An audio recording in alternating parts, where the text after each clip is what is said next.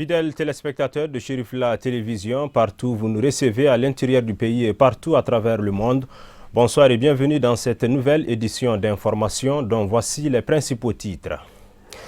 La nouvelle industrie du Mali, fabricant des produits Djeya, a fait un don au président du Haut Conseil islamique du Mali, guide spirituel des Ansar, Assehid Chérif Ousmane Madani Haïdara. C'était ce mercredi 9 octobre 2019. Tenue de la cérémonie ce vendredi des projets d'insertion et de réinsertion en faveur des migrants de retour et des candidats potentiels à la migration irrégulière au titre de l'année 2019. La salle de réunion de la mairie du district de Bamako a abrité les travaux de lancement des activités de sensibilisation sur les dangers liés aux armes légères et de petit calibre parrainées par le maire du district de Bamako.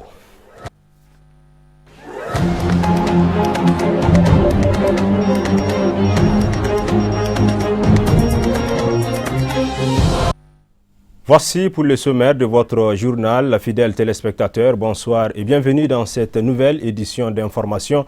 Je l'annonçais à l'instant dans les titres, la nouvelle industrie du Mali, fabricant des produits Djeya, a fait un don au président du Haut Conseil islamique du Mali, guide spirituel des Ansar.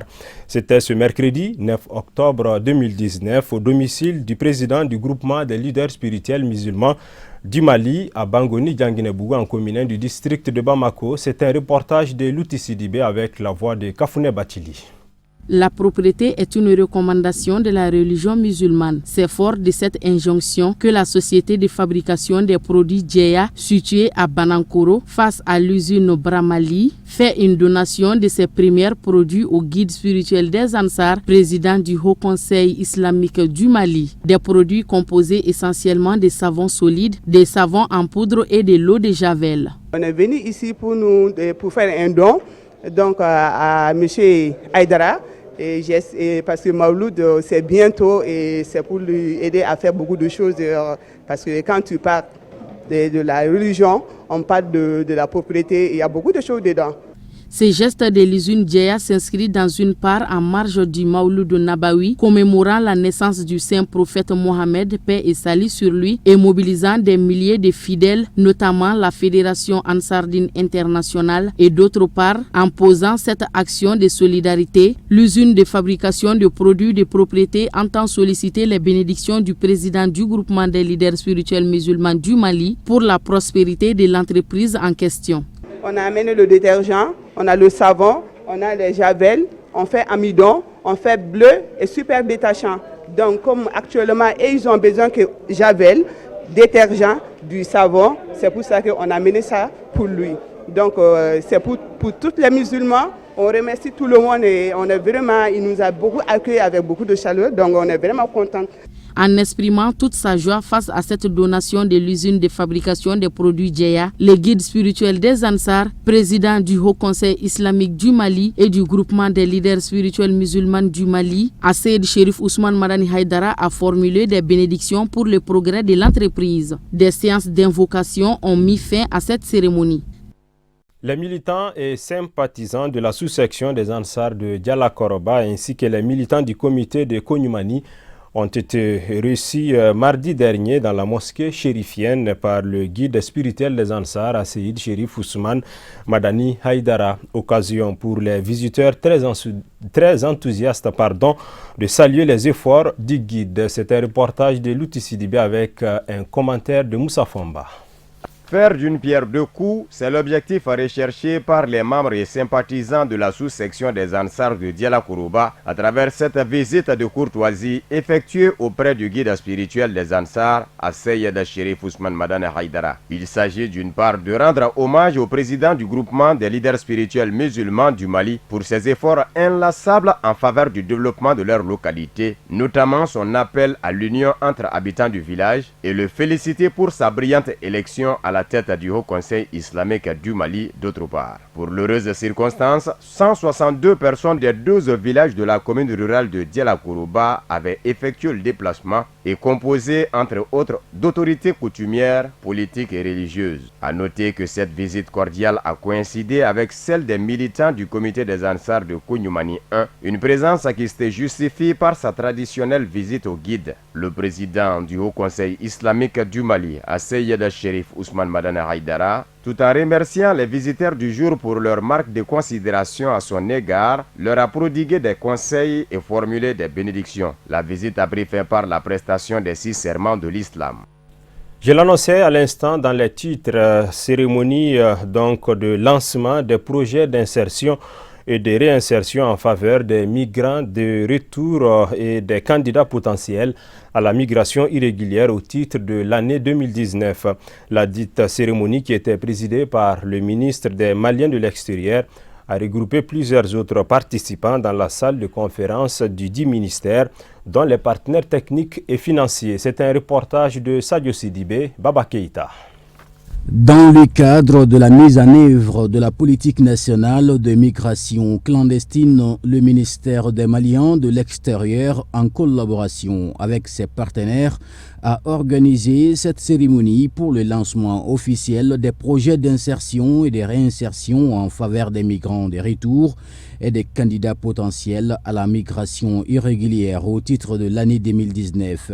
Cette initiative vise à aider les migrants de retour en vue de faciliter leur réinsertion socio-professionnelle dans le pays. Outre la réinsertion des candidats potentiels, ce projet aura pour tâche également d'accompagner les jeunes porteurs de projets. Nous sommes là dans le cadre du projet de réinsertion des migrants de retour et d'insertion socio-professionnelle pour les potentiels candidats à la migration irrégulière. Comme vous le savez, depuis l'adoption par notre pays de la politique nationale de migration, le président de la République, son Excellence Ibrahim Boubacar Keïta, a bien voulu accompagner le département des Maliens de l'extérieur pour la mise en œuvre de la PONAM, la politique nationale de migration. Ce fonds permet surtout, comme je l'ai dit, d'insérer nos compatriotes qui avaient tenté la migration, qui sont retrouvés dans des conditions extrêmement difficiles, qui ont décidé de revenir au Mali pour qu'il n'y ait aucune raison d'emprunter ce chemin de la migration irrégulière qui ne conduit qu'à l'impasse, comme je l'ai dit, qui ne conduit qu'au désarroi, qui conduit souvent à la mort, que nous avons décidé d'accompagner à travers ce projet. Le financement est assuré à 100% par le budget d'État, c'est le BIC national. En plus de cela également, nous avons décidé également d'accompagner les jeunes porteurs de projets qui sont aussi des candidats potentiels pour qu'il n'y ait aucune raison d'emprunter le chemin de la migration irrégulière.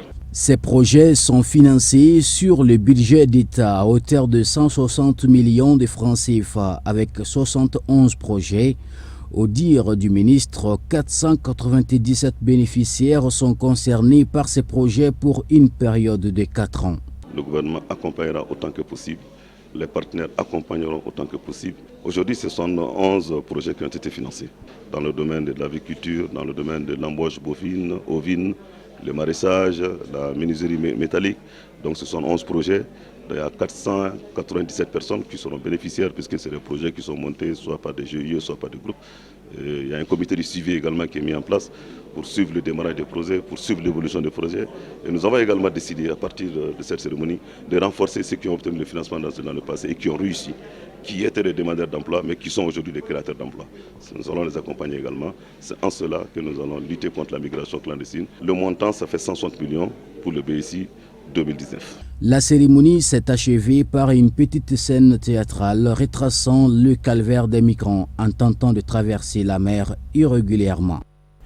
Autre titre de l'actualité de ce vendredi, la salle de réunion de la mairie du district de Bamako a abrité les travaux de lancement des activités de sensibilisation sur les dangers liés aux armes légères et de petit calibre parrainées par le maire du district, initié par le secrétariat permanent de lutte contre la prolifération des armes légères et de petit calibre. C'était donc ce jeudi 10 octobre 2019 en présence des autorités militaires politique, administrative et religieuse du district de Bamako, compte rendu de Amadou Kamara.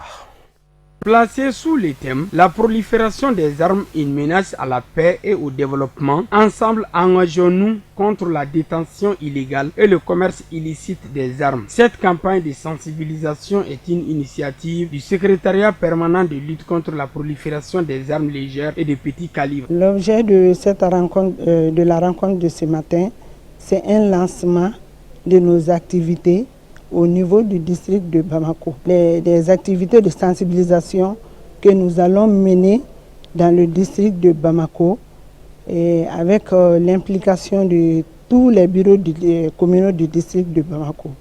Des activités de sensibilisation, des semaines théâtrales et des caravanes jusqu'au mois de décembre. Le représentant du parrain de cette campagne a au cours de son allocution expliqué les missions du secrétariat permanent tout en invitant les populations à collaborer avec les membres du secrétariat permanent de lutte contre la prolifération des armes légères et des petits calibres. La rencontre d'aujourd'hui est placée sous le signe de la lutte contre la prolifération des armes légères et des petits calibres.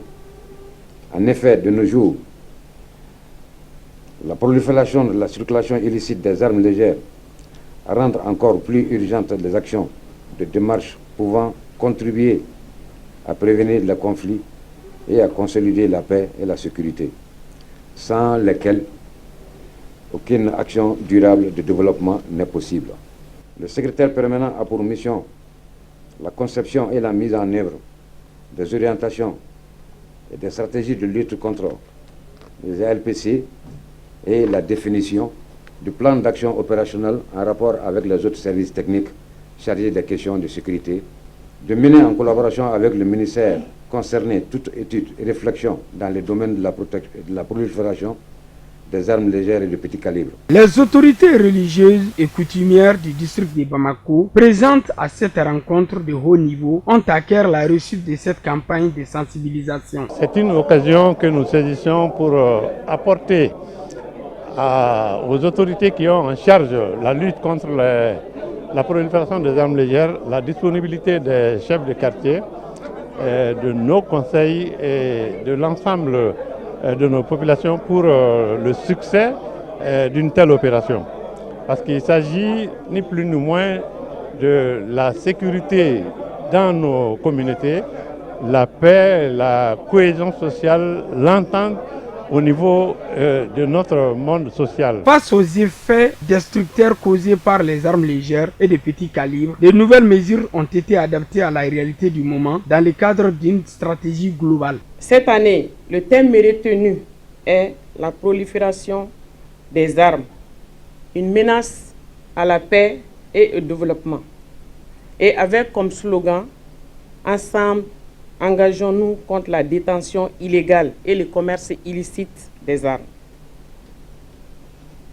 Mesdames et messieurs, de nos jours, plus de 100 millions d'armes circulent de façon illicite dans le monde à travers les réseaux mafieux. Ces armes continuent de faire de nombreuses victimes partout dans le monde, qu'elles soient utilisées dans le cadre des conflits, d'actes de terrorisme, de criminalité organisée ou de violences dans la rue. À noter que cette campagne de sensibilisation durera 2 mois, dont une semaine théâtrale et plusieurs autres activités prévues tout au long de la dite campagne.